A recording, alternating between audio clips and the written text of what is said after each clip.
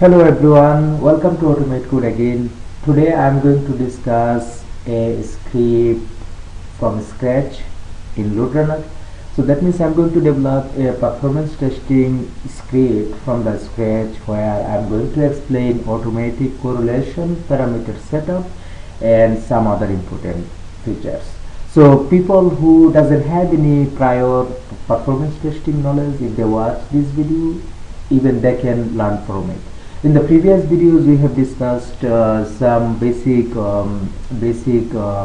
features of performance testing, and also we have discussed single user bandwidth analysis using Fiddler. But today, my goal is to develop a script from scratch, and setting parameter on that script, and also doing automatic correlation, and that's it. Let me start developing the script. So first thing that I'm going to do, let me give you a walkthrough of the test case that we are developing a script for. So as you know that we have these, like we are using this application. This application comes with LoadRunner for developing our script. So that application, you will find it if you have installed LoadRunner in your computer. You will get it as I am going through in the samples folder, and you will have to start that is an application that is locally hosted, and you will have to first start this server, and then you will have to go to the same place again, and from there you will have to start that application. So I'm going to show you, first of all I'm going to show you some the activity that I'm going to write a script for, the test case that I'm going to write a script for. Let's say my activities will be logging into. So I already have a user created. That will not work for you. You will have to create a user by going to this link. So first of all, you will have to go there and create a user and set up a password. So now here I already have created a user. I'm going to log in by that user, and my password is L12345, and I'm going to log in. So this will be my first transaction, and after login I'm going to click on the flights, and after clicking on flights I'll be clicking on sign off. So that is my goal today. In this script, in this performance testing script, I'm going to implement these functionalities. I'll be writing a script for that. So now let me start a new script, and let me choose, I'm saving my script in this location. If you want to change it, you can go there and you can change your location wherever you want to save. Now I'm saving it here, so I'm not changing it, and here I'm going to give a name of the script. Let's say my test case is this is 001, and my script is, let's say, sample application login, and I'm going to give 001 and create. So once my script will be created, I'll be discussing some of the recording options that is very important for your LoadRunner script. So the first thing that I'm going to do, I'm going to recording options, and I'm going to make sure that, so if you come here, I'm going to make sure that I have this generate. Let me start from here. I'll be going to HTML advanced, and I'll be selecting this radio button and this radio button. Normally when you start from the scratch, you had these options selected and these options selected, but we will select this option and this option, and I'll click OK. And then in the advanced option, I'll be selecting this generate web page find function for page titles, and I'll be clicking OK. And then let me click on record button, and can you see that this URL is already here because I already have recorded on this application. So if you don't have that URL, what you will have to do, you will have to go there again, software, actually SP software, and from there SP LoadRunner samples and web, and you will have to start that application, and that will give you that will bring the URL for you. You will copy the URL from here if you don't have the URL already, and then you will be pasting the URL here. Okay, so that is how you will bring the URL for the application, and then you will click on start recording. So when you have start recording, then it should bring the application for you. So let's see what it does. So it is opening the application for us. So the open application transaction is done. Next task, I am going to create a transaction by clicking here. The transaction is, this will be number 2 transaction, because the first transaction was opening application and it is already done. I am going to name this transaction as 02 login, and okay, I'll discuss that on later on. So 02 login, I am going to input my user ID automate code and automate code 1, and my password will be L12345, and I'm going to click on login. So login is done. So when you are done with login, I'm going to stop that transaction. Next transaction is clicking on flights. So I'm going to create another transaction and give name click on flights. You can give it any name, but I'm just trying to give a new name, and then I'm clicking on flights. Okay, so this is my flight option. Okay, I'll not move forward anymore. I'll be signing off from here. But so clicking on flights is done. I'm going to stop this transaction. My last transaction will be sign up. So I'm going to give another name, click on sign off, and then I'm going to click off sign off, and then I'm going to stop the transaction, and then I'm going to stop recording.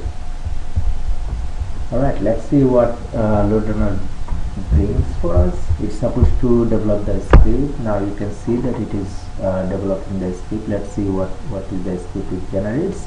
Now you can see that LoadRunner has already generated a script. Now here, let me show you a couple of things. If I look for transaction, let's say start transaction, okay, actually let me look for this transaction, Control F and find all. You can see that we have started a transaction for login, and then we have in line number 17, and then we have ended the transaction on line number 43.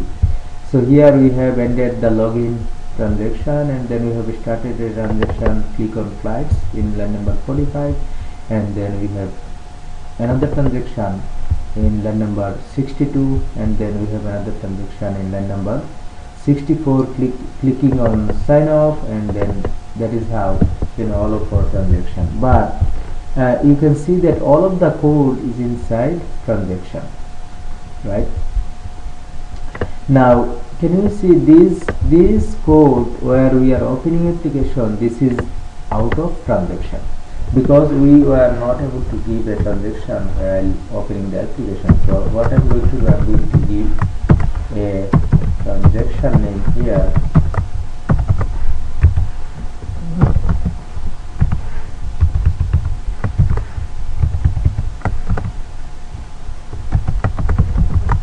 open application,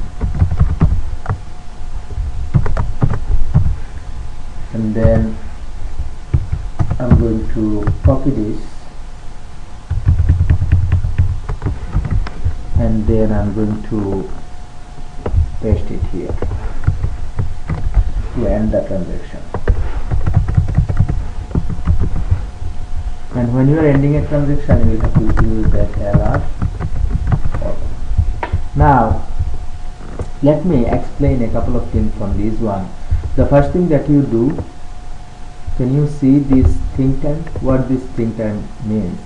So when we have opened application, before I input the user ID and password, I have waited here for a certain time. So this is a random wait. I'll have to remove that all of the think time because I don't need that. So I'm going to go there. Actually, I'm going to start from the end. I'm going to remove this one, and I'm going to remove this one because before we click on flights we have waited for a while. That's why it has recorded that think time. I don't need this think time, so I removed all the think times. Now before I do any other explanation, let me give you an overview of what this script is for. Now when we are opening application, let's say when you open this application, can you see let's say when you initially go to this application, can you see welcome to our website? So it is a check, like you need to make sure that your opening application is done. Now LoadRunner, when it recorded the script, it has, like when it opened the application, it made sure that application is successfully opened by putting that web reg find here in line number 4. So when it is opening application, this is actually the transaction, line number 5, where we are opening transaction, and from here to here this is a whole request. From, can you see this web URL to last? So this, the whole thing is a request. And also in LoadRunner, every transaction, you can see here that every transaction, whenever you are seeing a semicolon, that means it is the end of a transaction.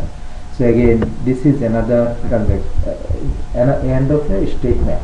So this is end of a statement, and this is end of another statement, and this is end of another statement. Now when we are opening application, the actual request that we are making is here.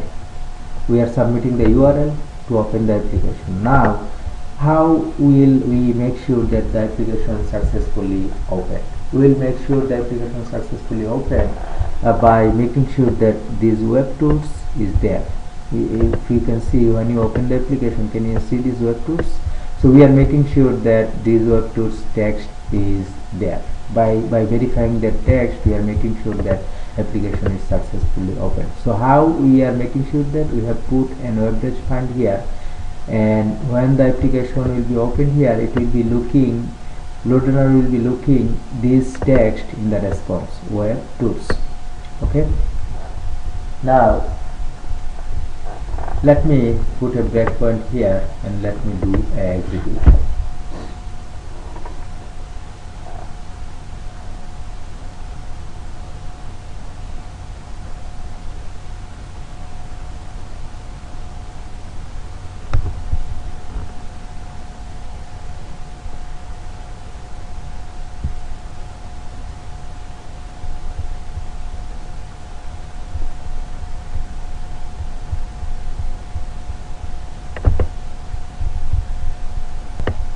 Okay, now this is the line where I'm going to open application, line number 5.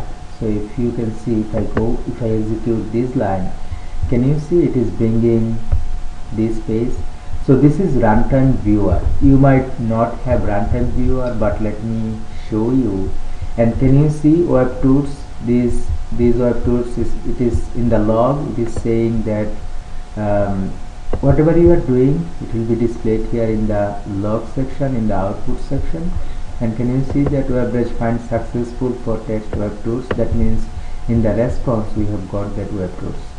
And I'll let you know how you can get that runtime viewer. Normally when you do functional testing, you write a script using UFT. Then when you are executing the script, it is actually opening the browser and doing the stuff for you. But in LoadRunner, it is a network traffic, and we can see high level activities in a runtime viewer. But let me show you how you can enable that runtime viewer. So to enable that runtime viewer, you will have to go to replay. Actually you will have to go to tools, options, and if you click on scripting, and then if you come here on replay, Can you see this generate show runtime viewer during replay? You will have to check this checkbox, then you will be able to see that runtime viewer. Let me tell you, if I uncheck this runtime viewer, you will see there will be no runtime viewer. So I am trying to execute it now, and if I execute line number 5, you will see, so I am in line number 5. Can you see there is no runtime viewer? So if I execute it, you will not be able to see what is happening. So how you can, and this part I want you to focus. This part is the output or log part. So here you will see what is happening. So we have a average find in line number 5, and it is saying that average find, when it has executed line number 5, it was able to get that web tools text in the application. Now let me stop it. Let me bring back that options where we are viewing the runtime view. Okay, now if I go again, you can see that runtime viewer is there. Now if I keep going step by step, so it has brought the application, and then here you can see that it will be in this request. What we are doing, we are submitting the login, we are inputting the user ID and password, and if you see that it has failed here, can you see that you have reached this page incorrectly, probably a bad user session value. Okay, so and you can see that average find, let me stop it here. Can you see it is action error? We are seeing an error. Let me remove this runtime viewer and let me make it full screen. Now if you take a look here, can you see that there is a failure here? Let me make this one a little bit bigger. Web tools not found. If I double click on it, there is a checkpoint here. When we are trying to log in, we are verifying that text is there, but we are not getting that text. So it is, and you have seen in the screen, it has a message that a session value is missing or invalid. Now let me stop this and let me see why it is failing. Now before I look at why it is failing, let me show you one other thing. When you open the application, you see this text is present in the screen. So what I am going to do, I am going to put a specific text here in the opening application. So I am putting that text, and now if I execute it,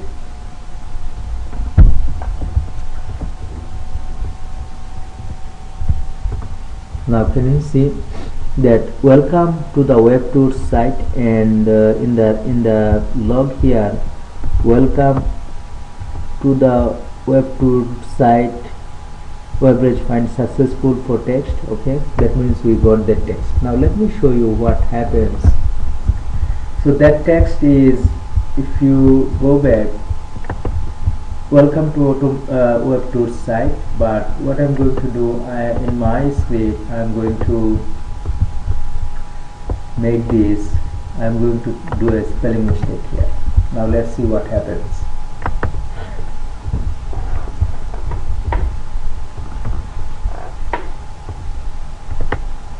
Can you see it has failed? Now it is saying that error, welcome to the web tools STE not found. So instead of site, I put STE, and then it was not able to. So when it opened the application, it was searching for this text with wrong spelling of site, and it was not able to get it, and it failed here. So I'm going to stop recording here, and then I'm going to put a correct spelling here, site. Okay, and then you have seen that our script, when we were executing,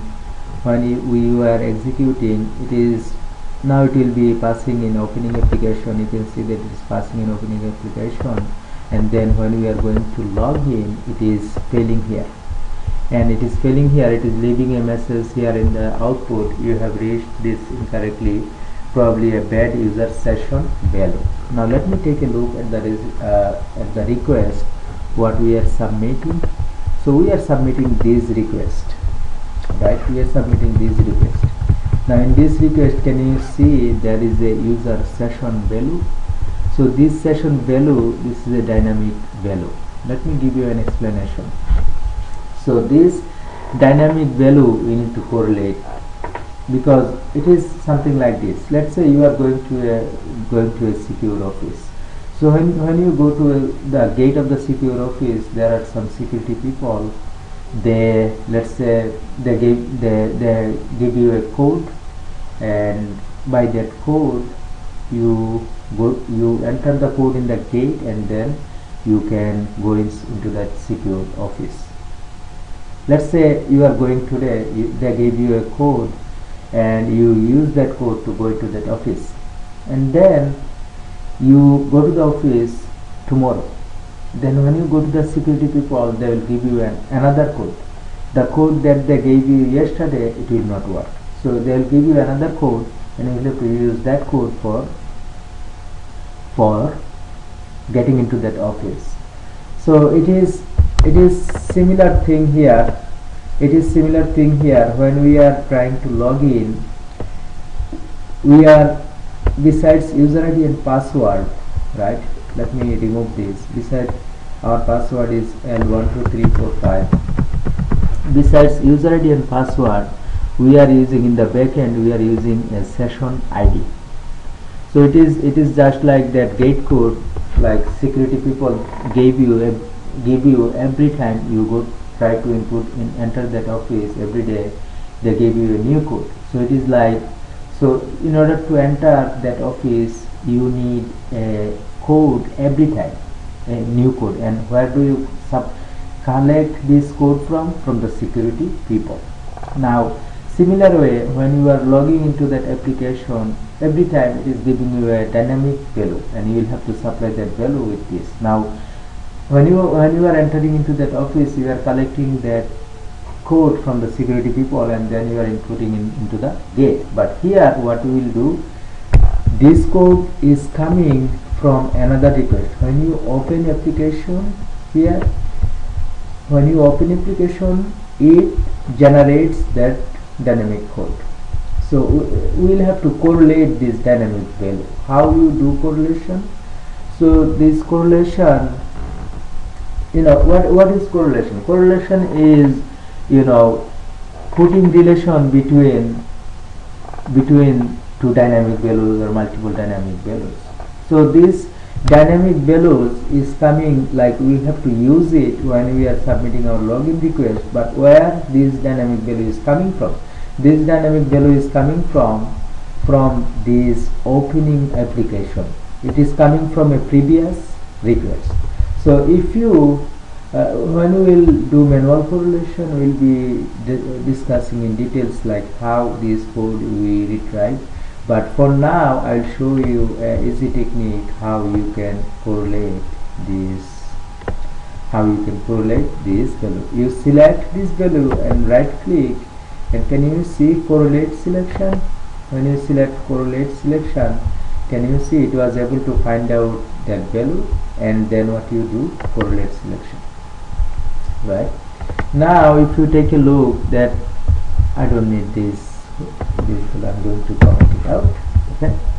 Now, if you take a look here, this, see, one line I commented out. This is that LRD with that password. So I don't need it because I already put my actual password. And that user session, it was a dynamic value before. Now I have correlated it. When you correlated it, let me show you what happened. It has, see, it has put this SafeParam.ex thing here. It is automatic, and it will be, when it is opening the application, it is going to capture that. It is going to capture that user session, and then it is going to use it here. Now let me execute it, and let me show you how it goes. Now you can see that it was able to open the application, and now I am trying to submit the login. Can you see when I have submitted the login, it was able to log in. I can see the I can see the window. Now when you are logged in, what you see? When you are logged in, you can see that welcome, right? This welcome here. So before I go to there, I'm going to put a meaningful average find here. In the, like when you log in, I'm going to look for not web tools, I'm going to looking for welcome, because I see that welcome is more prominent in the screen. And then let me execute it.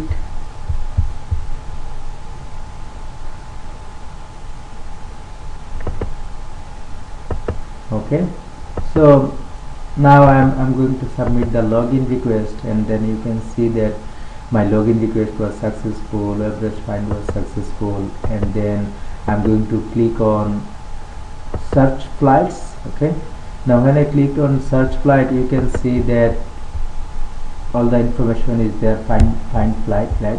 What is the text that we see? Find flight. So I'll make sure that let me do find flight. I'm going to put it up there in the average find. So that is where I'm clicking on flights. So and then here I'll be looking for find flights. Okay, and then let me start execution again. So this text, let me see, find flight. Actually it is not flights, it will be flight. So my script will be telling me I have to make it flight. Now if I execute it,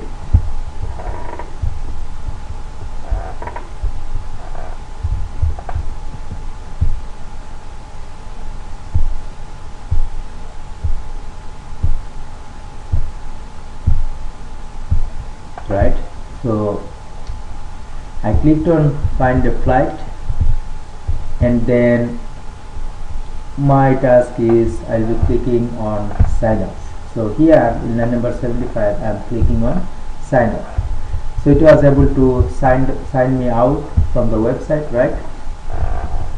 Okay, so we have discussed manual correlation, how you do automatic correlation, how you do automatic correlation. So you select that value and then you right click on it and then you select correlate selection. Okay, and let me do a little bit thing information here in parameters. So right now every time you log in, it will be logged in using this application, this user credential automatic code one, but I want to log in by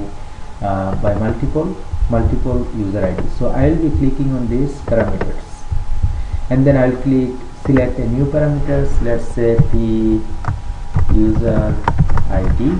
Okay, now I'll select create table and I'll select edit with notepad. So here instead of value I'll be putting all of my user credential, automate code 1, and then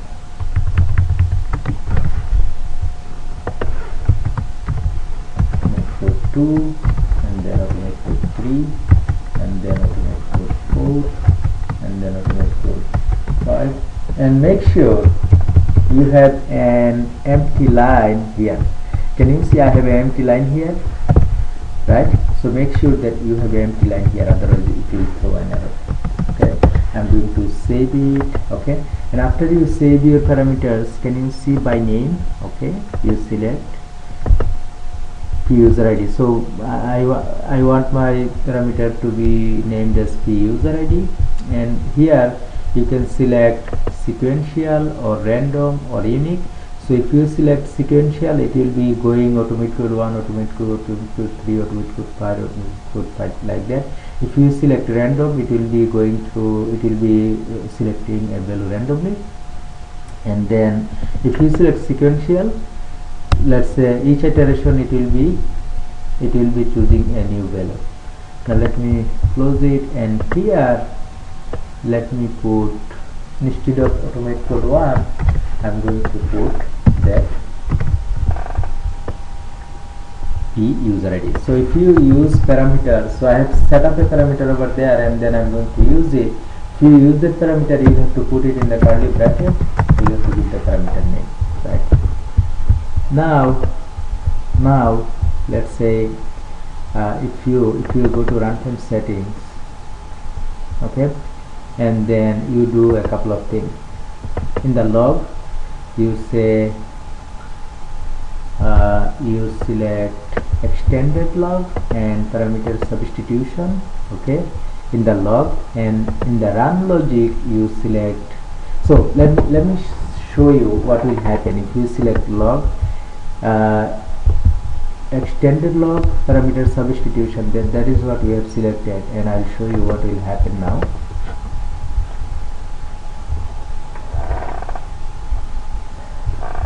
Now can you see that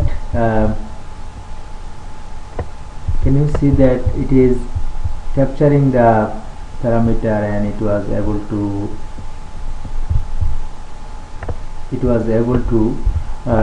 show me that it was able to user session. When it was opening the application, it was able to capture that value. Now I'll be doing login. So when I'll be doing login, can you see it has like used p user id automate code 1. So if you, and it has used that session. Now if you select that extended log, then it will be showing you this value whatever it is using. Right now, what is iteration? So I have 5. If you go to the parameter file, I have 5 user id. So I want, if I go to runtime settings, and can you see run logic, I will be selecting 4, or let's say I will be selecting 5 iteration. So what it will do, it will be executing this 5 times. So now it is doing it first time, it is opening application, and then it is signing off, and then it has came back and opened the application. Now if you take a look here, if you search here, let me make this on full screen. If you search here p user id in the log, can you see it has used automate code 1? And do we have any other? Right, it has used automate, it has, for the first iteration it has used automate code 1. Right, now it is doing it like the first iteration is done. If you take a look here, can you see the first iteration is done, ending iteration. It has started another iteration. Now if I execute it,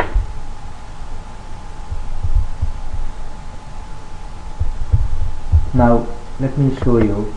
Now you will see it has, for the second iteration it has used automate code 2. Okay, so it made sure that automate code 2 was able to log in. So if you search now, the first time it has used automate code 1, and second time it has used automate code 2. Okay, now if I execute it one more time, you will see that if you look at, so first time it has used automate code 1, then second time it has used automate code 2, and then third time it has used automate code 3, and fourth time, now I am executing for the fourth time, you will see it will be using automate code 4. Right, it is taking the parameters one by one. So however many iteration you, so let me show you. Now here p user id equal to, right, let me give a, right, so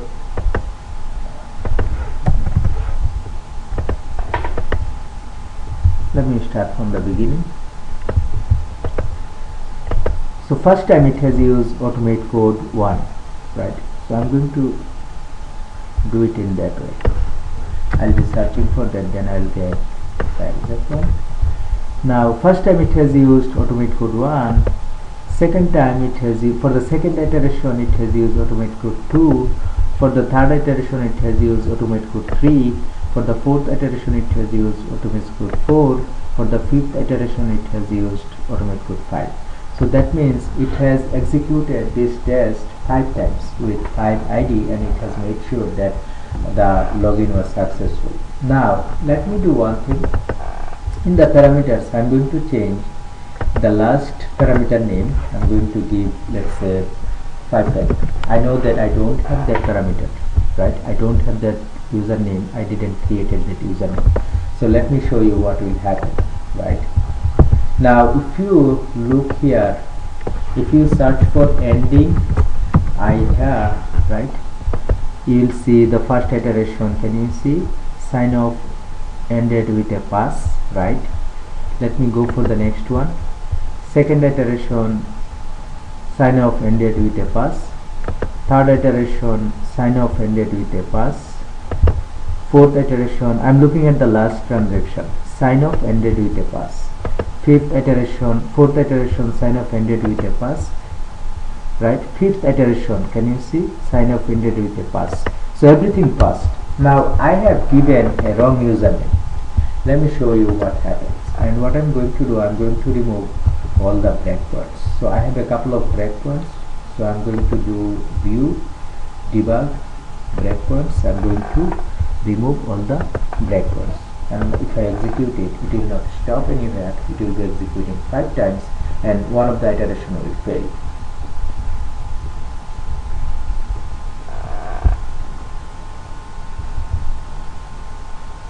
Alright, so if you take a look here, if you go from the beginning, can you see one replay errors? Okay, now start from the beginning. Iteration 1 passed, iteration 2 passed, you can see the password right here. Iteration 3 passed, iteration 2 passed, iteration 3 passed, iteration 4 passed, iteration 5, can you see iteration 5 failed with error. It failed in login. Can you see it failed in login, right? It failed in login because we have used a user ID automate code 55 that is a invalid. Okay, so that is how, you know, in LoadRunner you develop your script, you set up parameters, and then you execute, right? Now I will show a couple of more things in my next videos, like how you can manipulate your parameters, how you can do manual correlation, discuss more about correlation, and also I will be showing you how to run those scripts with multiple, like 10-15 users, how to generate load in the next video. But for now I'll stop recording here. Thank you again, folks. Thank you for joining Automate Code, and thank you for watching this video.